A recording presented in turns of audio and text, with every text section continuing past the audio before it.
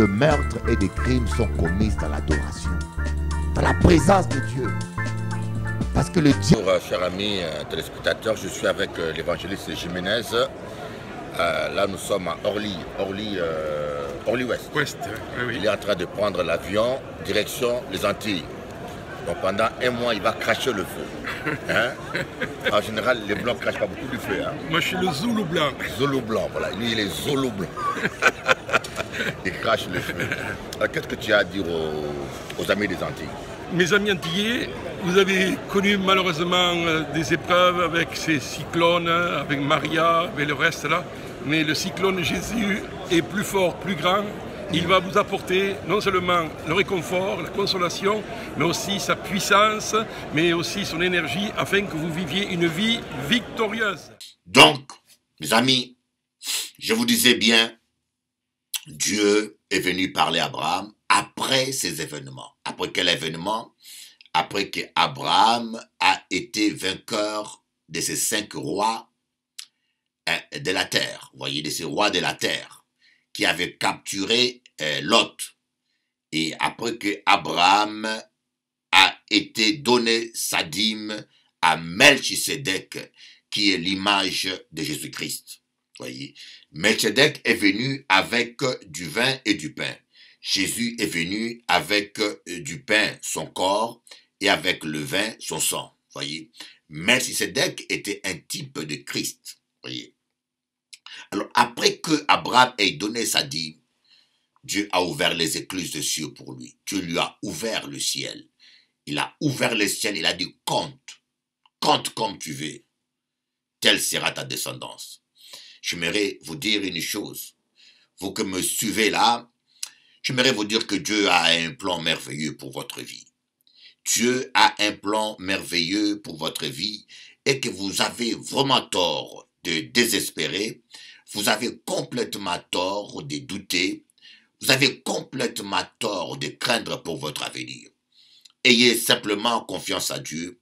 Chassez la peur de votre vie d'abord, parce que la peur, c'est le négatif. Voyez, Dieu ne peut pas intervenir dans votre vie tant que la peur domine votre vie. Les gens qui ont peur, même comme il y a un penseur du monde qui a dit, qui n'ose pas n'a rien, qui n'ose rien n'a rien, qui n'ose rien n'a rien. Vous savez, il y a des gens qui sont pauvres parce qu'ils ont peur. Voyez, pour montrer l'ascenseur, dans un ascenseur, il faut vaincre la peur. Pour monter dans un avion, je connais des gens qui ne voyagent jamais parce qu'ils ont la peur de l'avion. Ils ont la peur de prendre un avion. Vous savez, la peur peut paralyser votre vie. Il y a des gens qui n'osent même pas entreprendre quelque chose parce qu'ils ont peur de faire faillite. Voyez? Et ces gens-là ne peuvent pas prospérer. Ils ne peuvent pas prospérer parce que la peur peut vous bloquer. Il y a des gens qui ont le permis, mais qui ont peur de conduire. Ils ont le permis dans leurs mains, mais ils ont peur de conduire. Et tant qu'ils n'ont pas vaincu la peur, ils ne conduisent jamais. Et souvent, cette peur est due à un accident, à un traumatisme, à quelque chose qui est enfoui dans leur inconscience. La peur vous empêche de vivre. La peur vous empêche d'entrer dans votre destinée. La peur vous empêche de vivre les promesses de Dieu. Il y a des gens qui reçoivent des chèques, mais ils ont peur de l'encaisser. Ils ont peur, je ne sais pas pourquoi. Voyez, tant que vous avez peur d'encaisser votre chèque, vous allez rester pauvre. Et Dieu a des promesses extraordinaires pour vous. N'ayez jamais peur. Voyez, Pierre a osé marcher sur les eaux. Lorsque Jésus-Christ marchait sur les eaux, Pierre a dit, et si c'est toi, permets que je marche. Pierre a eu le courage. Et Jésus aime les gens courageux, parce que Pierre a osé. Mais lorsque Pierre a commencé à s'écrouler, Jésus l'a soulevé. N'ayez pas peur d'oser affronter les eaux. N'ayez pas peur d'avancer, n'ayez pas peur parce que nous les enfants de Dieu, lorsque nous sommes en faiblesse, Dieu va vous aider, Dieu ne vous laissera jamais tomber. Dieu aime les gens courageux, Dieu aime les gens qui osent avancer. Moi je préfère me ruiner parce que j'ai osé avancer que de vivre sans ruine, sans jamais oser quelque chose. Alors, Dieu va dire à Abraham,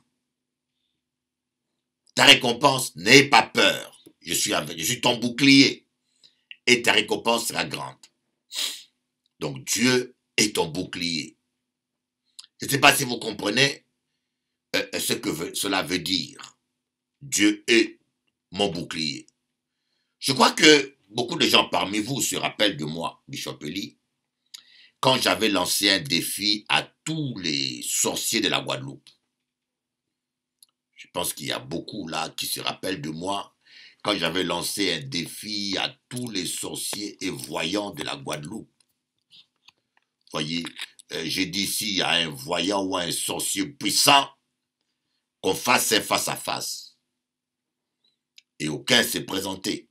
Il y a un qui a osé parler, mais qui n'est plus. Quand vous marchez avec Dieu, voyez, Dieu est votre bouclier. Ça veut dire que toute personne qui vous lance une flèche, si on vous lance une flèche, autrement dit une malédiction ou un sort, pour que ce sort-là puisse vous atteindre, ça doit passer par le bouclier.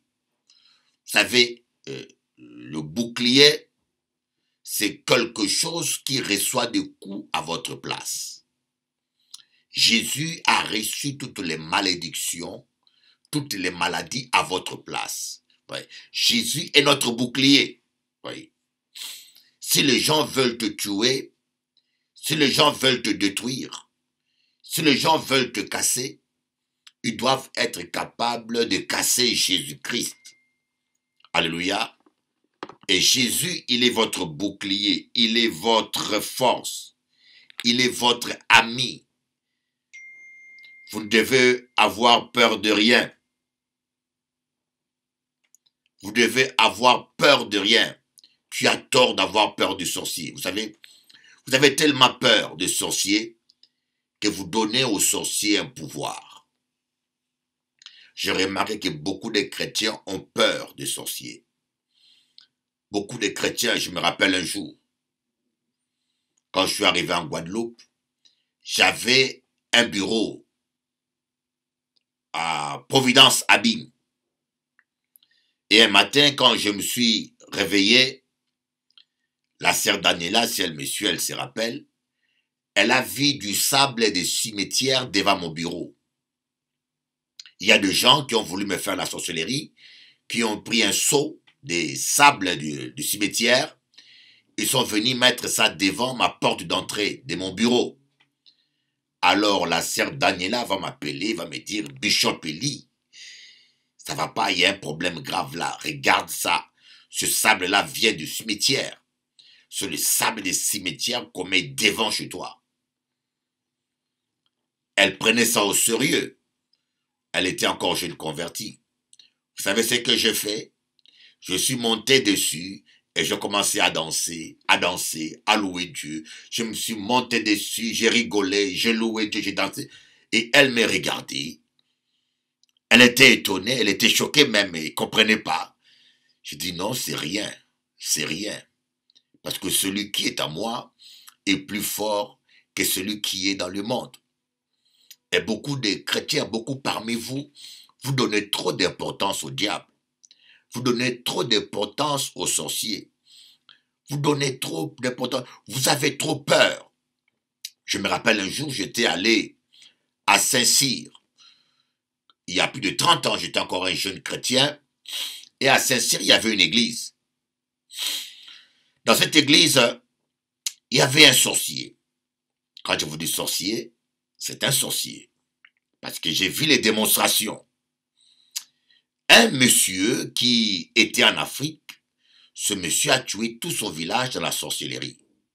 Quand je dis tuer, c'est des sacrifices humains. Ça vient des gens, dans le monde invisible, ils sont déjà sacrifiés. Et après, il ne reste que la mort soit concrétisée sur le monde matériel. Si vous avez le don des révélations, le discernement des esprits, vous pouvez voir des gens marcher avec les esprits des morts. Il y a des gens dans le monde spirituel, on l'a déjà tué. C'est-à-dire qu'on a déjà décidé sa mort. Et on a mis un esprit de mort en lui. Et l'esprit de mort marche avec lui. L'esprit de mort cherche qu'une occasion pour le tuer. S'il est malade, par exemple, l'esprit de mort va profiter pour qu'il meure de la maladie. S'il doit être opéré, l'esprit de mort va profiter pour que l'opération passe mal, pour qu'il meure. Si par exemple, il y a un accident de voiture, l'esprit de mort va peut-être le pousser. Et parfois, l'esprit de mort, s'il n'arrive pas à le tuer, l'esprit de mort va faire appel à l'esprit de suicide. Vous savez, les démons collaborent. L'esprit de suicide va venir donner à la personne l'idée de suicide pour que la personne se suicide et l'esprit de mort profite pour donner la mort. Donc, les démons collaborent. Et quand vous avez le discernement, vous pouvez voir qu'il y a plein de gens comme ça et qui marchent, mais qui ne savent pas que dans le monde spirituel, leur arrêt de mort est déjà fait. Mais si ces gens-là acceptent Jésus, ils peuvent être délivrés de cet esprit de mort. Il y a aussi les esprits de maladie. Un esprit de maladie, c'est un esprit qui rend les gens tout le temps malades. Aujourd'hui, il a telle maladie, on traite ça, c'est une autre maladie. Et la personne est à vie maladive tant que ce démon-là reste là. Et la maladie change seulement de couleur, mais c'est toujours le même démon qui touche les différents organes. Voyez? Alors, je suis arrivé dans cette église, il y avait un sataniste qui avait tué tout son village. Maintenant, il est venu à Paris pour accomplir sa mission. Et dans la cellule, parce que l'église avait une permanence de prière. Malheureusement, aujourd'hui, les églises n'ont plus de permanence de prière. C'est regrettable. Que cela soit à Paris ou aux Antilles, les églises n'ont plus de permanence de prière. Il y a des églises qui ont une salle grande et il n'y a pas la prière dedans. Les gens rentrent chez eux et viennent seulement assister aux réunions. Mais dans la matière, l'église catholique nous montre un peu la différence. Les églises catholiques restent tout le temps ouvertes. J'apprécie ça. Il vous montre l'exemple. Une église doit être tout le temps ouverte pour la prière. Voyez? Et j'en suis convaincu. Une église ne doit pas être fermée comme un magasin ou comme un garage. Les gens doivent venir prier dès qu'ils le peuvent. Donc, et cet homme-là est allé dans la permanence des prières et tout le monde avait peur de dormir à côté de lui. Parce que tous les gens qui dormaient à côté de lui avaient des problèmes la nuit. Et moi, je suis allé, j'ai dit, mais tiens, vous avez peur. Moi, je vais dormir collé à lui. Je suis quelqu'un, j'avais des défis. Je suis allé dormir collé avec lui la nuit. Et tous les frères étaient à l'autre bout. Mais la nuit, à un moment donné, je vous dis, c'était une salle complètement fermée. Il n'y avait pas un seul trou. Je vous répète, une salle complètement fermée. Il n'y avait pas un seul trou.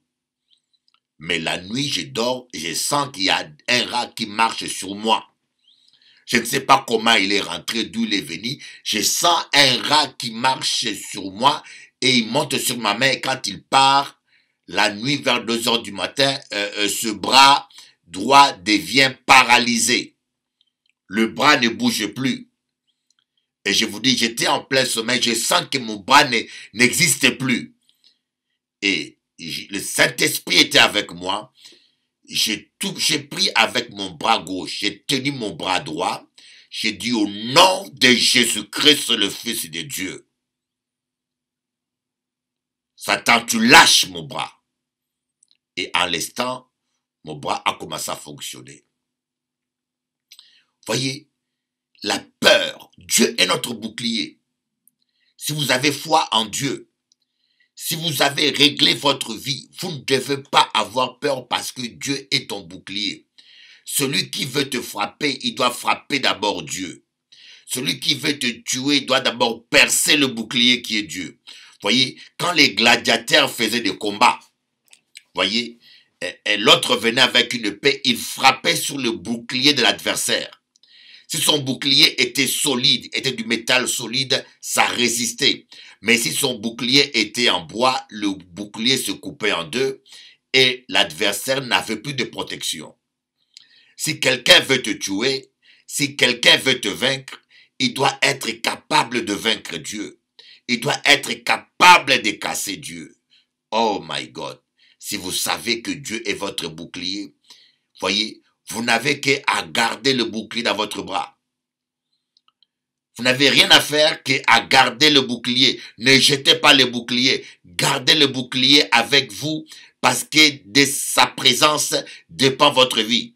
Gardez votre communion avec Dieu. Voyez, lorsque nous coupons notre communion avec Dieu par le péché, on est sans bouclier, on s'expose. Voilà pourquoi j'ai dit aux chrétiens, c'est grave de pécher. Lorsque vous péchez, vous donnez à Satan le temps de vous tuer. Surtout lorsque vous êtes un homme de Dieu et que vous vivez dans le péché, vous ouvrez une porte à l'ennemi et vous risquez gros. Ne permettez pas à l'ennemi de toucher votre vie. Vous êtes un enfant de Dieu. Vous devez garder votre communion avec Dieu. Et s'il vous arrive de pécher, confessez simplement et demandez pardon à Dieu. C'est Dieu qui est fidèle. Il va vous pardonner. Alléluia. C'est Dieu qui est fidèle. Il va vous pardonner parce qu'il est fidèle. Mais n'ouvrez pas la porte. Gardez votre communion avec Dieu. Et Dieu va dire, premièrement, il dit, n'ayez pas peur. Deuxièmement, il dit, je suis ton bouclier. Et troisièmement, il dit, ta récompense sera grande. Bogamouaka dit ça, peu importe ce que tu vis, ce qui se passe, ce soir, je vais te dire que ta récompense sera grande. Ce soir, je vais t'encourager à croire que ta récompense sera grande, que ton Dieu ne te décevra pas, que Dieu te réserve de grandes choses, que ton Dieu fera de grandes choses pour toi. Ta récompense sera grande. Il y a une récompense. La Bible dit qu'il faut que celui qui cherche Dieu croit que Dieu existe et qu'il est le rémunérateur de ceux qui le cherchent. J'aime bien ce passage. Il faut que celui qui s'approche de Dieu croit que Dieu existe et qu'il est le rémunérateur de ceux qui le cherchent. Mes amis, il y a une rémunération. Si tu prêches l'évangile, n'arrête pas. Même si tu passes des temps difficiles, même si dans le présent tu ne vois pas la récompense, mais il y a une récompense. Crois à la récompense et ne lâche pas. Dans Galates, on dit, ne vous lassez pas de faire le bien, car nous récolterons au temps convenable. Ne vous lassez pas de faire le bien, car nous récolterons au temps convenable si nous ne nous lassons pas. Vous allez récolter au temps convenable. Lisez la Bible. Abraham avait tout quitté. Abraham avait tout laissé tomber. Mais il a eu une récompense. Il a eu une cité céleste. Il a été béni. Et jusqu'aujourd'hui, sa descendance est bénie. Israël est béni. Non étant que pays. Israël est béni. Pas étant que nation simplement, mais parce que elle est la descendance d'Abraham. Voyez? Si Dieu bénissait Israël étant que simplement nation, il ne serait pas juste. Mais il a béni Israël parce qu'elle est la descendance d'Abraham. Comme Dieu a béni Abraham, il a béni toute sa descendance, dont la nation d'Israël. Voyez? Oh, gloire à Dieu. Il y a une récompense. Regardez un peu tous les gens qui ont marché avec Dieu. Ruth qui était une Moabite. Il s'est attaché à Dieu. Elle s'est attachée à Dieu. Elle a suivi sa belle-mère. Elle a dit à sa belle-mère, ton Dieu sera mon Dieu. Où tu mourras, je mourrai. Ton peuple sera mon peuple. Donc elle a adopté le Dieu d'Israël comme son Dieu. Elle était une mendiante. Elle mendiait dans un champ de blé qui appartenait à Boaz. Mais Dieu a fait d'elle la patronne. Dieu a fait d'elle la femme de Boaz. Elle est devenue la patronne. Voyez, regardez David, il était déconsidéré. Il n'était qu'un berger qui devait s'occuper des moutons. Il sentait le mouton. Mais Dieu a fait de lui le roi de la terre. Je pense qu'aujourd'hui sur terre, il n'y a aucun roi dont on parle plus que David. Tous les dimanches, quelque part, on prêche David. Voyez? Il n'y a aucun roi, même Charlemagne, même, je ne sais pas, Alexandre le Grand, il n'y a aucun roi dont on parle plus que David. Et pourtant, il n'a pas conquis un royaume plus grand, mais il avait un Dieu grand. Jusqu'à aujourd'hui, de tous les rois, si on parle plus de rois, c'est le roi David. Chaque fois qu'on lit les psaumes, chaque fois que certains pasteurs prêchent la parole, il n'y a pas un seul dimanche sur terre où on ne prêche pas sur David. Amen. Dieu rendra ton nom grand. Quand Dieu a appelé Abraham, il a dit, je rendrai ton nom grand. Tu as un Dieu grand. Dieu ne t'appelle pas pour des petites choses. Dieu t'appelle à des grandes choses. Ta récompense sera grande, mon ami. Je vais t'encourager, toi qui, je ne sais pas, qui passe des temps difficiles, qui est encouragé, ou toi qui es endetté, ou toi qui es en train de subir un divorce, ou toi qui, ton mari t'a abandonné, ou toi qui n'es pas considéré, ou toi qui es rejeté par des gens, rejeté par certaines personnes. Et vous savez, quand les gens vous rejettent, c'est un bon signe. Ça peut vous paraître étrange, mais j'aimerais vous dire, lorsque les gens vous rejettent, cela est un bon signe. Ça veut dire que Dieu va vous utiliser, que Dieu vous appelle à quelque chose, que Dieu est prêt à vous utiliser. Ne te décourage pas, il y a une récompense pour toi. Ne baisse pas les mains parce qu'il y a une récompense pour toi. J'aimerais te dire, Dieu te donne une récompense. Dieu va te bénir, Dieu va t'élever. Les gens qui t'attaquent seront confondus. Les gens qui te combattent seront confondus. Ils vont reconnaître que Dieu est avec toi. Voilà pourquoi quand vous croyez à la récompense de Dieu, vous ne perdez pas le temps avec tous ces vauriens. Il y a beaucoup de vauriens dans nos églises. Des gens qui s'appellent chrétiens, mais qui font le travail du diable. Or, c'est étonnant. Voyez, moi j'ai toujours quelqu'un qui, dernièrement, j'ai eu affaire avec un pasteur. Et ce pasteur a commencé à parler mal de moi derrière mon dos. Un pasteur.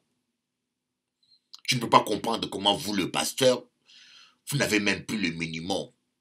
Tu es un pasteur, tu prêches qu'il ne faut pas médire, tu prêches qu'il ne faut pas calomnier, mais c'est toi le premier à calomnier, c'est toi le premier à médire. Et c'est toi le premier à être hypocrite. C'est quoi l'hypocrisie? C'est être gentil avec quelqu'un en face, lui montrer que tu l'aimes, et dès qu'il tourne le dos, tu commences à le critiquer, à le mépriser ou à le calomnier. Et encore, qu'un chrétien le fasse, on peut dire qu'il n'a pas compris l'évangile. Mais un homme qui prêche l'évangile, un pasteur puisse le faire, moi je ne comprends plus rien. L'église aujourd'hui est médiocre parce que les pasteurs sont devenus médiocres. Permettez-moi de vous le dire, les pasteurs, les hommes qui prêchent l'évangile, je ne dis pas tous, mais beaucoup de gens qui prêchent l'évangile n'ont même plus le minimum. Même l'éducation, le respect, le savoir-vivre, vous ne l'avez même plus. Mais tu dis que tu es un homme de Dieu. Un homme de Dieu, un ambassadeur de Dieu. Regardez comment les ambassadeurs du monde sont. Ils savent au moins manger à la table. Comment tu peux être un homme de Dieu, tu ne sais même pas te tenir à la table. Aujourd'hui, n'importe quel rigolo, n'importe quel bandit, n'importe quel voyou se fait appeler pasteur. Les gens déloyaux, ils n'ont même pas aucune loyauté, mais ils s'appellent hommes de Dieu. Oh! Que Dieu ait pitié de nous. Que Dieu Tout-Puissant ait pitié de nous. Je vous aime beaucoup de l'amour de Dieu. Priez pour moi, que Dieu me fasse grâce, qu'il me garde fidèle à lui. À bientôt. Bishop Eli.